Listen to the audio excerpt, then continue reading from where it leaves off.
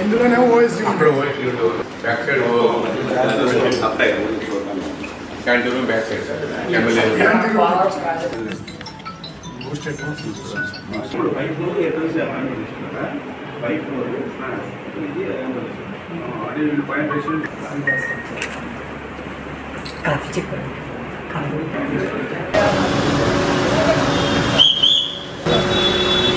మరి ఏదైతే దురదృష్టం ఏదైతే 2019-24 మరి జగన్మోహన్ రెడ్డి పాలనలో మరి ఇరిగేషన్ శాఖ అంతా కూడా నిర్వీర్యం కంటే కూడా విధ్వంసం గురైందనేటువంటి మాట మనం చెప్పుకోవాల్సినటువంటి అవసరం అయితే ఖచ్చితంగా ఉంది. ఎందుకంటే భారతదేశంలో భవిష్యత్తులో ఎటువంటి కరువు కాటకాలు లేకుండా ఉండాలని అంటే నదుల అనుసంధానం ఒక్కటే మార్గం అని ఆ రోజు మన తెలుగు బిడ్డ కేఎల్ రావు గారు చెప్పారు. ఆ రోజు అటువంటి నదుల అనుసంధానాన్ని మళ్ళీ ఆంధ్రప్రదేశ్ రాష్ట్రంలో అమలు చేయలేనటువంటి ఆలోచనతో చంద్రబాబు నాయుడు గారు ఆ రోజు 2014-2019లో ఆయన పనిచేస్తే మరి దానికి విరుద్ధంగా జగన్మోహన్ రెడ్డి వచ్చిన తర్వాత మరి యొక్క ప్రాజెక్టులని ఇరిగేషన్ శాఖని మొత్తం నిర్వీర్యం విధ్వంసం చేసేసినటువంటి పరిస్థితి. అందుకు పర్టికులర్గా మీరు అందరూ కూడా చూశారు.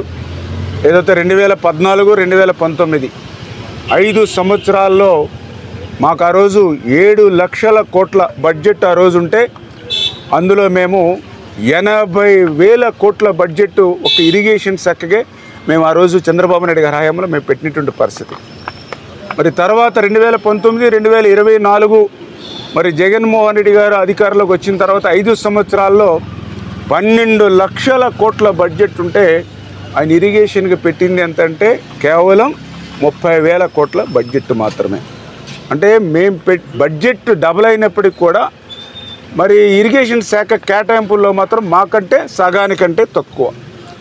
పోనీ ఆ 30,000 కోట్ల రూపాయలు పెట్టిన బడ్జెట్ అయినా ఏదైనా ఇరిగేషన్ శాఖ ఉపయోగపడిందా అని అంటే అందులో కూడా 40% ఈ యొక్క జగన్మోహన్ రెడ్డి ఎన్కో అవినీతికే సరిపోయినటువంటి పరిస్థితి.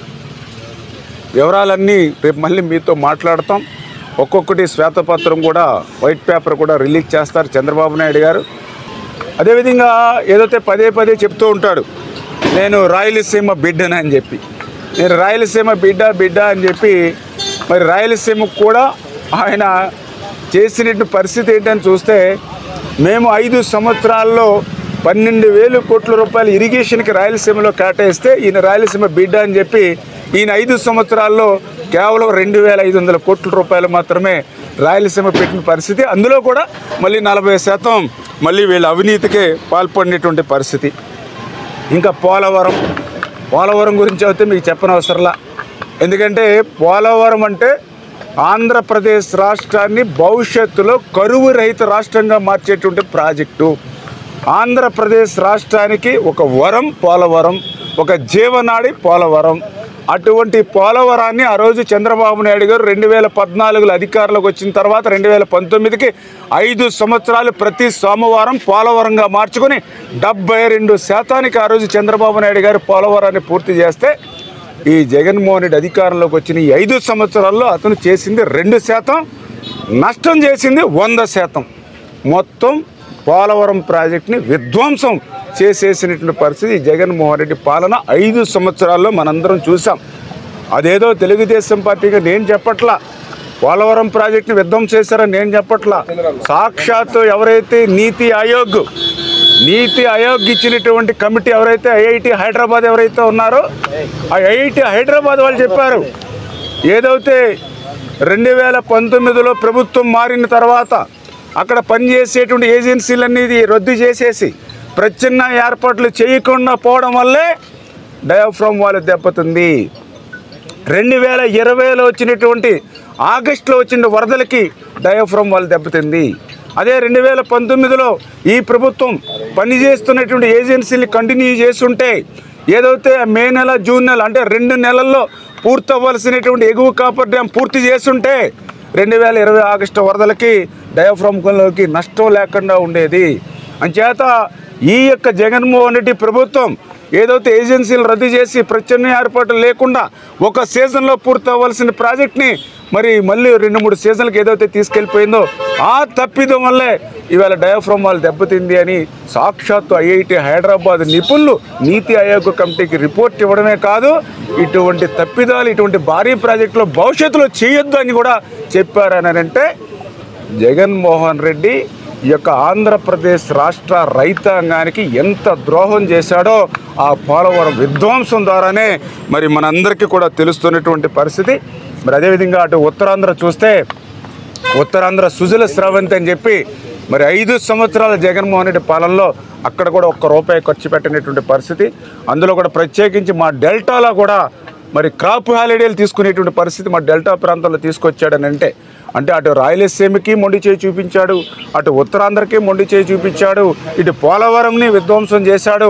డెల్టా లాంటి ప్రాంతాల్లో కూడా క్రాప్ హాలిడే తీసుకునేటువంటి పరిస్థితి దుస్థితికి ఏదైతే జగన్మోహన్ రెడ్డి తీసుకొచ్చాడో దాని పరివేశనం మనం చూసాం. మన పక్కనే తెలంగాణ రాష్ట్రం ఉంది.